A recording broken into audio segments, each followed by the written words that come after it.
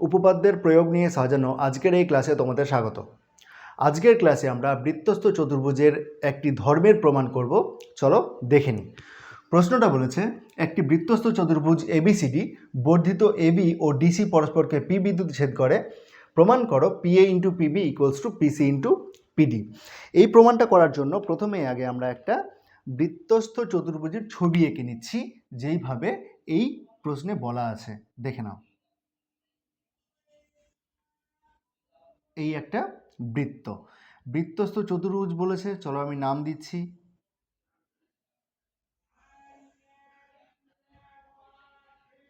A B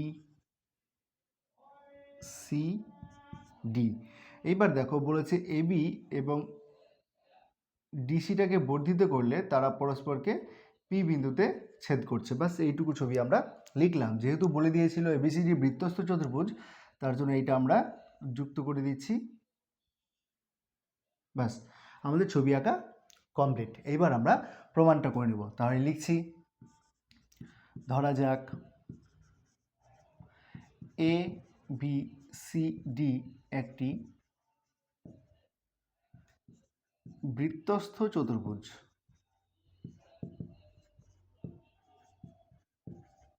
যার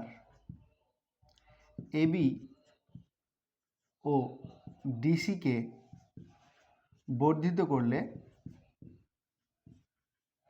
করা হলে পি বিন্দুতে ছেদ করে।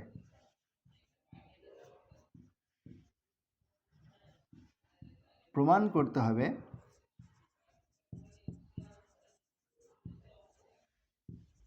হবে PA dot PB equals to PC dot PD. প্রমাণ দেখো, ত্রিভুজ এ পি ডি ও ত্রিভুজ বি পি সি এর খেয়াল করে দেখো, আমরা জানি বৃত্তস্থ চতুর্ভুজের বিপরীত কোণগুলো পরস্পর সম্পূরক। তাহলে এই কোণটা আর এই কোণটা যোগ করলে কত হবে? 180 ডিগ্রি হবে।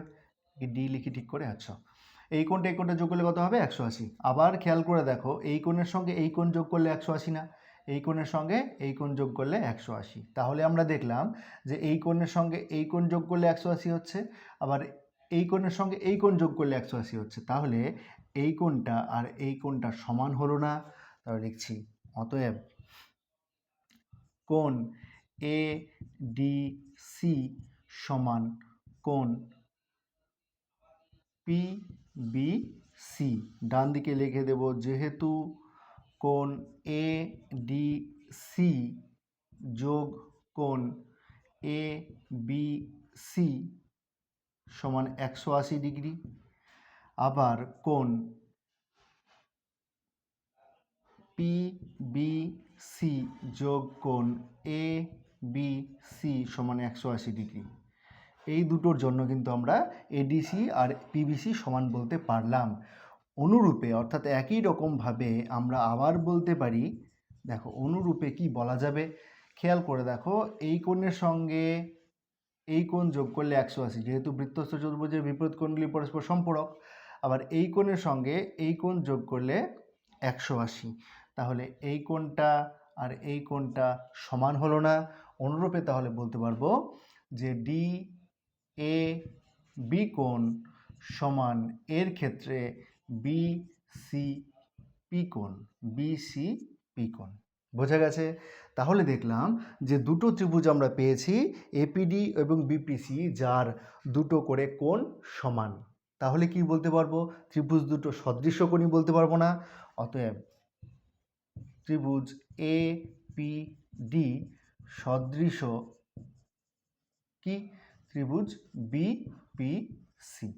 তাহলে এপিডি এবং বিপিসি ত্রিভুজ দুটি সদৃশ। যদি সদৃশ হয় তাহলে কি বলা যাবে? দেখো আমি এইখানে লিখছি, যদি সদৃশ হয় তাহলে অনুরূপ বাহুগুলোর অনুপাত সমান হবে। এবার খেয়াল করে দেখো, অনুরূপ বাহুগুলো চিনব কি করে? বড় ত্রিভুজের ক্ষেত্রে আমি দেখেছি এডিসি সমান পিবিসি, আমি একটা করে টিক চিহ্ন দিয়েছি। তাহলে বড় ত্রিভুজের ক্ষেত্রে এডিসি এডিসি ত্রিভুজের এডিসি এই যে কোণটা, এইডিসি কোণটা মানে এই কোণটা, এই কোণের বিপরীত বাহু কোনটা? বড় ত্রিভুজের ক্ষেত্রে এই কোণের বিপরীত বাহু হচ্ছে পিএ, তাহলে পিএ বাই এটার সঙ্গে সমান কোনটা? ছোট ত্রিভুজের এই কোণটা সমান, তাহলে এটার বিপরীত বাহু কোনটা? পিসি, তাহলে পিসি সমান। ঠিক আছে, আবার আমরা সমান দেখিয়েছি বড় ত্রিভুজের ক্ষেত্রে এই কোণটা, এই কোণের বিপরীত বাহু কত? পিডি, তাহলে পিডি। এবার এই কোণের সমান কোণ কোনটা? এটা কোণ, এটা কোণের বিপরীত বাহু কত? পিবি। যেহেতু দুটো ত্রিভুজ সদৃশ্য কোণী, তাহলে অনুরূপ বাহুগুলোর অনুপাত সমান হবে, তার জন্য অনুরূপ বাহুগুলোর অনুপাত আমরা এখানে লিখলাম। তাহলে ইমপ্লাই কি করবে দেখো, তাহলে PA into PB equals to PC into PD. বোঝা গেল? তাহলে এইটাই তো প্রমাণ করতে বলেছিল, প্রুভ। আজকের ক্লাসটা এখানেই শেষ করছি, দেখা হচ্ছে অন্য কোনো একটা ক্লাসে। ক্লাসটা কেমন লাগলো জানাতে কমেন্ট করো, চ্যানেলে নতুন হয়ে থাকলে সাবস্ক্রাইব করে সাথে থেকো।